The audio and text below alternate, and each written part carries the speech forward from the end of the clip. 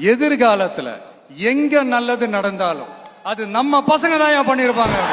மருத்துவம் காற்றுணவோடு கல்வி உலக தரம் அடைந்திட அறிவியலோடு அழகிய தமிழ்நாடு என புகழ் உயர்ந்திட நமது உரிமை நமது பெருமை கரங்க இணைய மாறும் நிலைமை